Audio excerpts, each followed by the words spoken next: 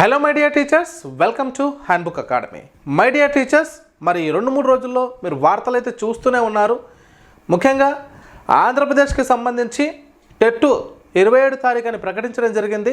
కానీ ఈ 2-3 రోజుల నుంచి కోర్టులో జరుగుతున్నటువంటి వాదోపవాదనలు అన్నిటిని మరి పరిశీలిస్తే మరి కొంచెం విద్యార్థుల వైపే తీర్పు వచ్చేటటువంటి అవకాశం ఉంది. కాస్త ఎగ్జామ్ వాయిదా పడేటటువంటి అవకాశం కూడా కనిపిస్తుంది. పూర్తి విషయాలు అనేటటువంటి మనం రేపు కోర్టు తీర్పు ఇచ్చేటటువంటి దానిపైన మనకు డిపెండ్ అయి ఉంటుంది. మరి దీంతోపాటు తెలంగాణలో కూడా గ్రూప్ 1 నోటిఫికేషన్ రావడం జరిగింది. దాంతోపాటు మెగా డిఎస్సికి సంబంధించినటువంటి నోటిఫికేషన్ టెట్తో పాటు వేస్తామని, మనకు ఏప్రిల్ లేదా మేలో టెట్ నిర్వహించి జూలై లేదా ఆగస్టు లోపు డిఎస్సిని కండక్ట్ చేసేటటువంటి ప్రయత్నంలో విద్యాశాఖ కసరత్తు చేస్తుంది. సో ఇవన్నీ కూడా మనము ఆలోచిస్తూ మన ప్రిపరేషన్ని కొనసాగించాలి. అందులో భాగంగా రోజువారీలాగానే మీకు నేను 5 ప్రశ్నలు ప్రాక్టీస్కి ఇవ్వడం జరుగుతుంది. కాబట్టి అందులో ఈరోజు మెన్సురేషన్ టాపిక్లో భాగంగా కొన్ని ప్రశ్నలు ఇటు ఎస్జిటి మరి స్కూల్ అసిస్టెంట్కి ఉపయోగపడేటటువంటి కొన్ని ప్రశ్నలను ఈ క్లాస్ ద్వారా మీ ముందుకు తీసుకురావడం జరిగింది. సో అందులో మొదటి ప్రశ్నను ఒకసారి మనం గమనించుకున్నట్లయితే, ఒక దీర్ఘ చతురస్రాకార పొలం పొడవు వెడల్పుల నిష్పత్తి 3:4 అమ్మ. మరి దీని కర్ణము 400 మీటర్లు. పొలం చుట్టూ కంచె వేయుటకు 1 మీటర్కి 10 రూపాయల చొప్పున ఖర్చు అయితే మొత్తం ఖర్చు ఎంత అంటున్నాడు మై డియర్ టీచర్స్. ఇప్పుడు చూడండి, ఇక్కడ గమనించండి. ఫస్ట్ ఒక దీర్ఘచతురస్రం ఇచ్చాడు. ఆ దీర్ఘచతురస్రం యొక్క పొడవు వెడల్పుల యొక్క నిష్పత్తి వచ్చేసి 3:4. అంటే L/B = 3:4 అని ఇవ్వడం జరిగింది. దానిలో ఒక కర్ణం యొక్క పొడవు మనకేమంటున్నాడు సార్ అంటే 400 మీటర్లు అంటున్నాడు. అంటే మనకేం కావాలి? ఎల్బీలు 2 కూడా కావాలి. ఇక్కడ కర్ణం ఇచ్చాడమ్మా, చుట్టుకొలతనో వైశాల్యమో ఇవ్వలే, డైరెక్ట్గా కర్ణం ఇచ్చాడు. ఈ కర్ణాన్ని ఒకసారి చూడండి, ఇలా కట్ చేస్తాం. ఇది కర్ణం అనుకుంటే ఇది ఏ, ఇది సి. ఇది ఎంత ఉంది సార్ అంటే 400 మీటర్లు ఉంది అన్నప్పుడు ఇది మనకు ఎల్ ప్రకారం ఇదేమవుతుంది? ఫర్ ఎగ్జాంపుల్ ఇది 3x అనుకుందాం, ఇది 4x అనుకుందామండి. ఓకే, 3x మరియు 4xలు ఈ రేషియోని పార్ట్గా రాశాను. ఇది 3x ఉండొచ్చు, అది 4x ఉండొచ్చు. అకార్డింగ్ టు పైథాగరస్ త్రికం చూడండి, మ్యాక్సిమం ఇక్కడ జామెట్రీలో కానీ మెన్సురేషన్లో భాగంగానే పైథాగరస్ త్రికాలను ఉపయోగించి ఖచ్చితంగా ఒక బిట్ అడగడానికి అవకాశం ఉంటుంది మిత్రులారా. సో అప్పుడు ఏంటి, దీని ప్రకారం మనం వీటిని కనుక్కోవాలి. కాబట్టి పైథాగరస్ త్రికాన్ని కనుక మనం అప్లై చేసుకున్నట్లయితే ఈ కర్ణము మీది వర్గం అనేది అంటే ఇది ఏమవుతుంది? ఒక లంబకోణ త్రిభుజంగా ఏర్పడుతుంది టీచర్స్. ఈ కర్ణం మీది వర్గం అనేది మిగిలిన 2 భుజాల వర్గాల మొత్తానికి సమానం అవుతుంది. Yes or no? Right. So = 400 squares. 400 square. అప్పుడు ఇది ఎంత అవుతుంది? 9x² + 16x² ఇది ఎంత అని చెప్పొచ్చమ్మా? 400 × 400. సరే, మనకు మళ్ళీ మనం చేసుకుంటే 16 తర్వాత 4 zeros రాసుకోవచ్చు, అది తర్వాత విషయం. కానీ మీకు ఈజీగా అవ్వడం కోసం అలా రాస్తున్నాను. ఇప్పుడు ఈ 2 యాడ్ చేస్తే ఎంత అవుతుంది? 25x² ఇక్కడ 400 × 400 అండి. అప్పుడు చూడండి ఒకసారి, ఇక్కడ 25 వన్స్ క్యాన్సల్, ఇక్కడ 25 16లో పోతుందమ్మా. SR no? 16లో పోతుంది. ఇలా 25 1 25. తర్వాత ఏం మిగిలింది? 150 మిగిలింది. 25 6 150 క్లోజ్. అప్పుడు ఇక్కడ x² ఉంది. అప్పుడు x వాల్యూ ఏమవుతుంది? దీని యొక్క వర్గమూలం 4, దీని యొక్క వర్గమూలం 20. సో అప్పుడు 80 అవుతుంది. x = 80. ఇది 80 అయినప్పుడు ఇది ఎంత అవుతుంది సార్? 240 అవుతుంది. ఇదేమవుతుంది?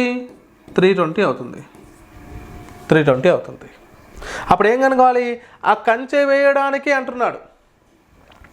కంచె వేయడానికి 10 రూపాయల చొప్పున అయ్యారంటే కంచె వేయడం అంటే దీనికి అర్థం ఏంటి? చుట్టూ కొలతను ఫైండ్ అవుట్ చేయడం. కాబట్టి ఈ 2 యాడ్ చేస్తే ఎంతమ్మా?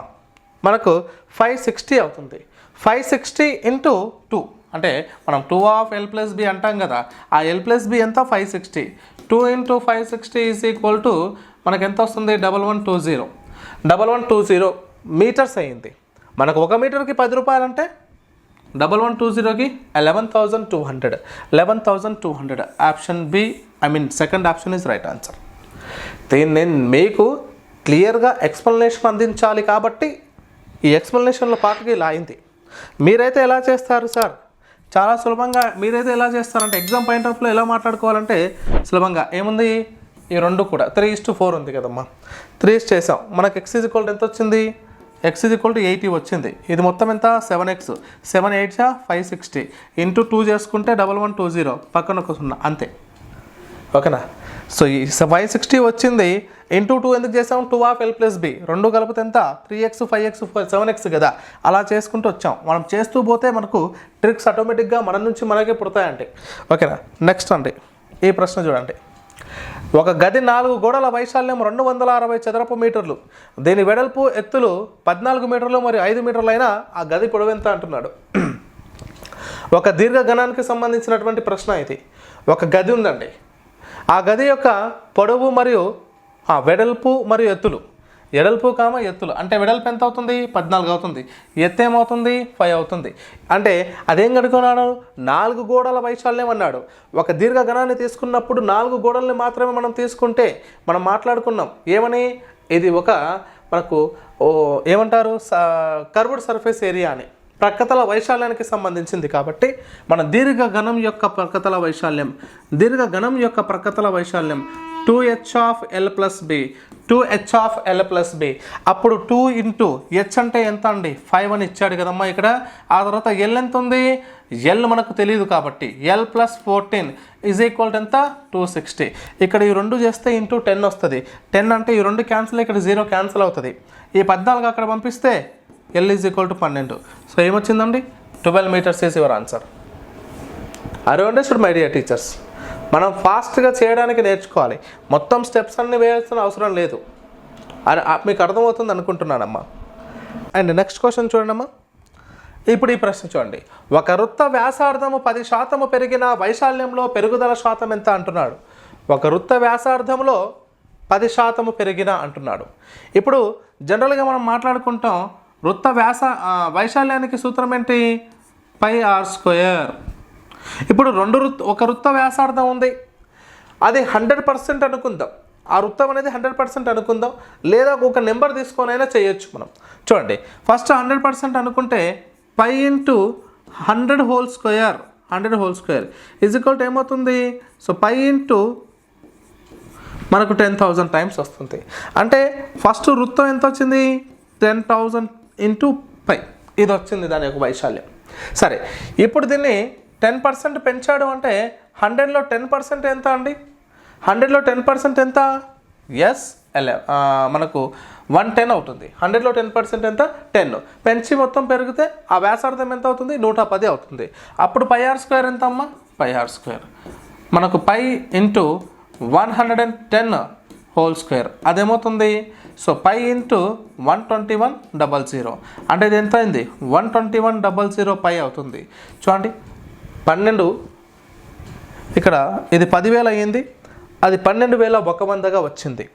సో ఈ 10,000 ఇంటూ π అది 12,000 అంటే ఎంత తేడా ఉంది సార్ 21 అంటే 21% అమ్మ 21%. అక్కడ క్లియర్గా మీకు కనిపిస్తుంది, ఇలా రాసుకున్న దాన్ని పర్సంటేజ్గా కన్వర్ట్ చేస్తే 21 వస్తుంది. ఇక్కడ 100 తీసుకున్నప్పుడు 10% ఇంక్రీజ్ అయ్యింది అంటే అది 21% వస్తుంది. సో ఇచ్చినటువంటి ఆప్షన్లో 4th option that is 21 is percentage correct. And next question my dear teacher, ఈ ప్రశ్న చూడండి. మనకు ఒక రాంబస్ యొక్క కర్ణాలు ఇక్కడ ఒక రాంబస్ యొక్క కర్ణాలు 10 సెంటీమీటర్లు మరియు 24 సెంటీమీటర్లు అయినా ఆ రాంబస్ యొక్క చుట్టుకొలత ఎంత అన్నాడు. సార్ ఒక రాంబస్ తీసుకున్నామండి, ఓకేనా, ఇది ఒక రాంబస్, దీని యొక్క కర్ణాలు వరుసగా వారి 10 సెంటీమీటర్లు, ఇది 10 సెంటీమీటర్లు, ఇది మొత్తం కలిసి 24 సెంటీమీటర్లు. ఇది ఏసీ అనుకుందాం, ఏ మరియు సిలు 24 సెంటీమీటర్లు, బి మరియు డీలు 10 సెంటీమీటర్లు అనుకుందాం. అయితే అప్పుడు దాని చుట్టుకొలత అంటున్నాడు. చుట్టుకొలత కావాలి అంటే మనకు కర్ణం విలువ సైడ్ కావాలి, what is the side of rhombus కావాలి, ఈ వాల్యూ కావాలి. మనం దీన్ని చాలాసార్లు చెప్పడం జరిగింది. ఇక్కడ పైథాగరస్ త్రికాలు మీకు అప్లై చేస్తుంది. ఈ కర్ణము రెండు కూడా ఒకదానికొకటి ఖండించుకున్నప్పుడు ఆ రెండు కర్ణాలు సమానమైనటువంటి దూరాలతో విభజించబడతాయి. కాబట్టి ఏసీ 12 అయినప్పుడు, ఏసీ 24 అయినప్పుడు ఇక్కడ ఓ నుంచి ఏకి 12 అవుతుంది. ఇది బీడీ 10 అయినప్పుడు ఇది 5 అవుతుంది. ఇక్కడ 5, ఇక్కడ 10 అంటే దీని కర్ణం యొక్క పొడవు ఎంత 13 అవుతుంది. దేని ప్రకారం చేస్తామండి, లెక్క చేయకుండా చేస్తున్నాం. ఎలా ఆడ 13 ఉంటుందని ఎలా చెప్పగలుగుతున్నాం అంటే పైథాగరస్ త్రికాల ప్రకారము ఒక లంబకోణ త్రిభుజంలోని రెండు భుజాలు 5, 12 అయినప్పుడు ఆటోమేటిక్గా దాని కర్ణం 13 సెంటీమీటర్లు ఉంటుంది. అంటే సెంటీమీటర్ అంటే సెంటీమీటర్, మీటర్ అంటే మీటర్, ఓకేనా. సో ఆ కాన్సెప్ట్ పైథాగరస్ త్రికాలకు సంబంధించినటువంటి కాన్సెప్ట్ మన యూట్యూబ్లో కూడా ఉంది. దాని యొక్క లింక్ నేను కార్డ్లో కానీ లేదా డిస్క్రిప్షన్లో కానీ ఇస్తాను, అక్కడ చూసుకోండి అమ్మా. రైట్, 13. సో 13 వచ్చింది. ఇప్పుడు ఏం కావాలి? చుట్టుకొలత కావాలి. చుట్టుకొలతకు సూత్రం ఏంటి? రాంబస్లో ఉన్నటువంటి ప్రతి భుజము పొడవు సమానం కాబట్టి ఒక భుజం 13 అయితే ఇది 13, ఇది 13, ఇది 13. సో 13 4 జా 52. ఎక్కడుంది? 52 మీటర్లు ఇచ్చాడు. ఇక్కడ సెంటీమీటర్స్, ఇవి 52 సెంటీమీటర్స్ అమ్మ. ఇవన్నీ కూడా సెంటీమీటర్స్లో వ్యక్తపరచాలి, ఎందుకంటే క్వశ్చన్లో సెంటీమీటర్ ఉంది కాబట్టి. So typing mistake. So that is centimetre, 52 centimetre. Next question చూడండి. ఈ ప్రశ్న, 2 వృత్తాల వ్యాసార్థాల నిష్పత్తి 2:3 నిష్పత్తిలో అయినా దాని వైశాల్యాల నిష్పత్తి ఎంత అంటున్నాడు సార్. ఇప్పుడు 2 వృత్తాల వ్యాసార్థాల నిష్పత్తి, ఇప్పుడు ఒక R1 = 2x అనుకుందాం, ఓకేనా. జనరల్గా 2 పార్ట్స్. ఇప్పుడు R2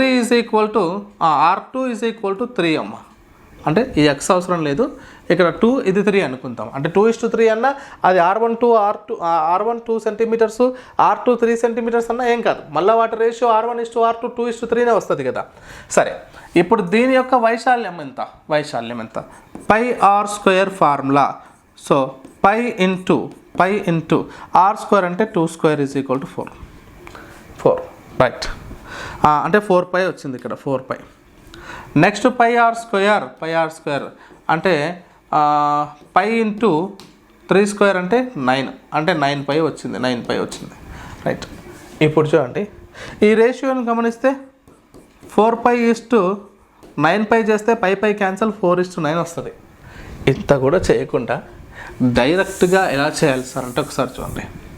ఏం చేస్తాం సార్ అంటే ఇటుపక్క πr1² ఇటుపక్క πr2². పై ఇక్కడనే క్యాన్సల్ అవుతాయి. r అంటే 2 కాబట్టి 4, 2² ఇక్కడ 3 కాబట్టి 9. సో 4:9 ఇస్ ఆన్సర్, ఆప్షన్ 3 అమ్మ.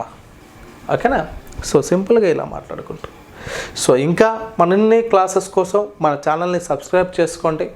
మీ ఫ్రెండ్స్ ఫ్యామిలీ మెంబర్స్లో ఎవరైనా మన డిఎస్సి ఆస్పిరెంట్స్ కావచ్చు, రిమైనింగ్ ఏదైనా సరే మన మ్యాథ్స్కి రిలేటెడ్గా ఉన్నటువంటి కాన్సెప్ట్ పైన నేర్చుకునేటటువంటి అభ్యర్థులు ఎవరైనా ఉంటే వాళ్ళందరికీ మన వీడియోని షేర్ చేయండి. అలాగే లైక్ చేసి మీ అమూల్యమైనటువంటి కామెంట్ని కామెంట్ బాక్స్ ద్వారా తెలియజేయండి. ఓకేనా మై డియర్ టీచర్స్. మరి ఇప్పుడు నోటిఫికేషన్ల తరుణంలో ఇక్కడ వరకు కనుక మన వీడియో చూసి ఉంటే మన యాప్ లింక్ మీకు డిస్క్రిప్షన్లో ఇస్తాను. మన యాప్లో తెలంగాణ మరియు ఆంధ్రప్రదేశ్కి సంబంధించి అకాడమీ టెక్స్ట్ బుక్స్ ద్వారా లైన్ టు లైన్ చదువుతూ మనం క్లాసెస్ని అందించడం జరుగుతుంది. దీనికి మీరు పొందాలి అనుకుంటే మన యాప్లో ఒక లింక్ని డిస్క్రిప్షన్లో ఇస్తాను, అక్కడ నుంచి యాప్ని డౌన్లోడ్ చేసుకోండి. డౌన్లోడ్ చేసుకొని యాప్లో ఉన్నటువంటి క్లాసెస్ని, డెమో క్లాసెస్ని చూడండి. మీకు పర్ఫెక్ట్గా అనిపించి అన్నీ కరెక్ట్గా ఉంటేనే మీరు ప్రొసీడ్ అవ్వండి, క్లాస్ని పర్చేస్ చేసుకుని కొనసాగించండి. లేదు సార్ మాకు కొన్ని డౌట్స్ ఉన్నాయి, మీతో మాట్లాడాలి లేదా మెసేజ్ పెట్టాలి అంటే మన యాప్లోనే చాట్ బాక్స్ ఉంటుంది, అక్కడ నుంచి మెసేజ్ పెట్టచ్చు. నా నెంబర్కి మీరు వాట్సాప్ చేయొచ్చు, లేదా టెలిగ్రామ్లో మెసేజ్ పెట్టచ్చు, లేదా కాల్ చేసి మీ యొక్క డౌట్ని క్లారిఫై చేసుకోవచ్చు మై డియర్ టీచర్స్. ఓకేనా. So thank you for watching. Have a nice day.